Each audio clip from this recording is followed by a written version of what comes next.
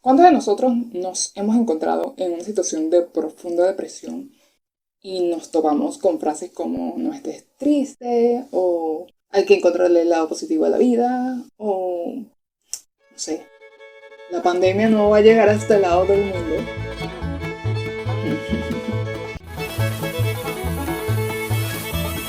Y decidí que voy a utilizar una de mis películas favoritas de Pixar para reflejar este sentimiento extraño de positividad irreal y poco creíble.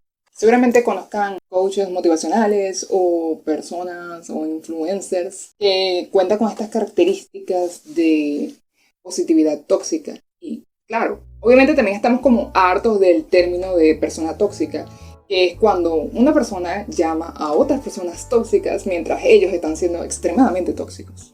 Solo que en este caso es una situación en la que las personas se muestran en un ánimo irrealmente feliz, sin permitirse mostrar cualquier otro tipo de sentimiento contrario al optimismo, ni a las personas que están a su alrededor, lo cual hace que de alguna manera opriman sus sentimientos.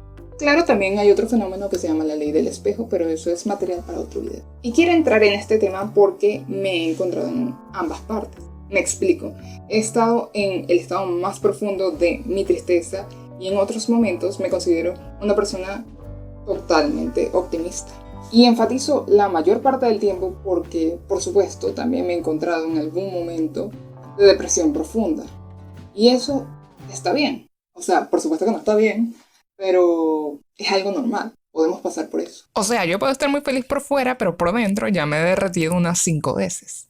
Usamos la película Intensamente, que es uno de los mayores ejemplos del caso. La alegría es una emoción predominante en Riley, y esta considera que es la mejor emoción para que Riley pueda estar en un estado emocional perfecto todo el tiempo. De esta manera, su objetivo es omitir cualquier tipo de otra emoción negativa.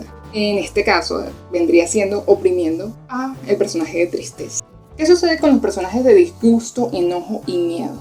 Bueno, aunque todos hacen una aparición esporádica, estos tres personajes restantes cumplen una función en la vida de Riley. Disgusto la protegía de los alimentos con un aspecto asqueroso según su juicio, y esto le permitía mantenerse en un estado de ánimo más constante. La ira actuaba de manera impulsiva, lo cual le permitía desaparecer rápidamente y era un momento flash de desahogo.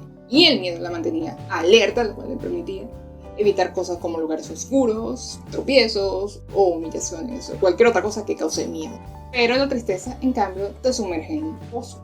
No te permite reaccionar, no te permite protegerte de forma exterior y solamente te hace una persona vulnerable, lo cual Alegría no quería permitir. Sin embargo, cuando omites la tristeza en la vida real, esta no desaparece, sino que solamente la estás maquillando. Se está manteniendo en tu interior, creciendo de manera Descontrolada.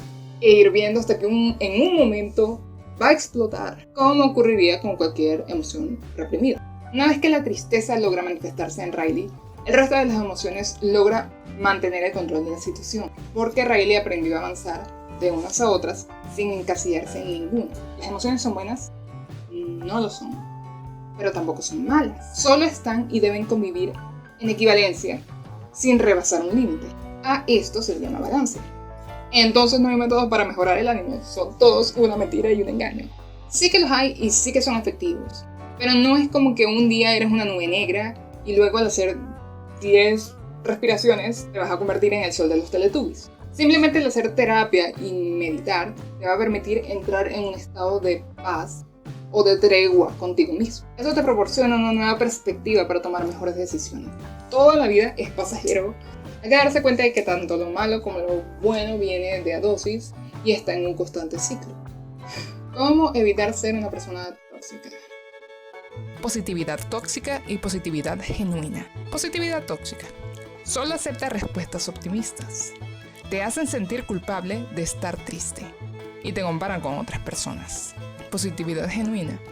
Se entusiasma ante respuestas optimistas, pero es prudente en las que no. Validan tus emociones. Aceptan que puede estar bien, no estar bien de vez en cuando. Realmente, en mi opinión, una persona con este comportamiento no es positiva. Tiende más a ser alguien pasivo-agresivo y creo que convendría disociar a las personas optimistas que realmente sí aportan algo bueno tanto a la vida de los demás como a la suya.